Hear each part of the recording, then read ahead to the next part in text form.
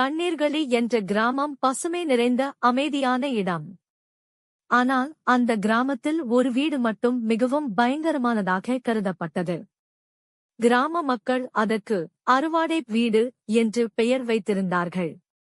ஏனென்றால் அந்த வீட்டின் கூரையில் ஒவ்வொரு இரவும் ஒரு சின்ன பறவை வந்து அமர்வதாகவும், அந்த பறவையை யார் பார்த்தார்களோ அவர்கள் மறுநாள் உயிரிழக்கிறார்கள் என்று கூறப்பட்டு வந்தது. இந்தக் கதையின் நாயகன் செந்தமிழ், 10 வயதான ஒரு பையன். அவன் அம்மா கீதா, அப்பா பாலா. அவர்கள் நகரத்தில் இருந்து கிராமத்திற்கு மாற்றம் ஆனார்கள்.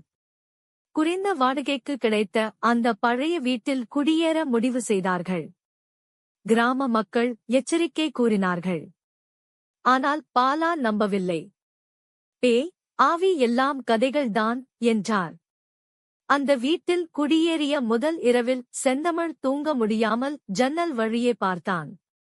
அப்போது அந்த பறவை அவனது கண்ணில் பட்டது. சின்ன கருப்பு பறவை, சிவப்பாக ஒளிரும் கண்கள், மெதுவான சிரிப்பு குரல் போல ஒலி. அதற்குப் பிறகு செந்தமிழின் அம்மா கீதா உடல்நிலை பாதிக்கப்பட்டாள். பேச முடியாமல் கண்கள் கலங்கிவிட்டன. வீட்டில் சில மர்மங்கள் நடக்கத் தொடங்கின. சுவர்களில் கைப்பதங்கள், வீட்டில் நடக்கிற சத்தங்கள், இரவில் ஒரு சிறுமியின் சிரிப்பு போன்ற விசித்திரமான சம்பவங்கள். செந்தமிழ் வாடகை வீடு பற்றிய தகவல்களைத் தேட ஆரம்பித்தான். பள்ளி ஆசிரியரிடம் கேட்டபோது, அந்த வீட்டில் முன்னாள் குடியிருந்தவர் ஒரு சிறுமியை அடைத்து வைத்துக் கொண்டதாக ஒரு பழைய கதையைச் சொன்னார். அந்தச் சிறுமியின் பெயர் மோகினி. அவளது ஆதங்கமும் கோபமும் ஆவியாக மாறி, பறவையாக இரவில் வந்து அமர்ந்து, தன்னைக் காணும் எவரையும் தனக்கு தோழியாக மாற்ற முயல்கிறாள். அவள் ஆவி தனிமையில் தவித்து, யாராவது தன்னை நேசிப்பார்களா என்று எதிர்பார்க்கிறாள். செந்தமிழ் அச்சப்படவில்லை. அவளிடம் நேரடியாக பேசினான். நீ யாரையும் கொல்ல வேண்டாம். உனக்காக ஒரு குடில் கட்டி தருகிறேன். உனக்கென ஒரு பூங்கா வைக்கிறேன்.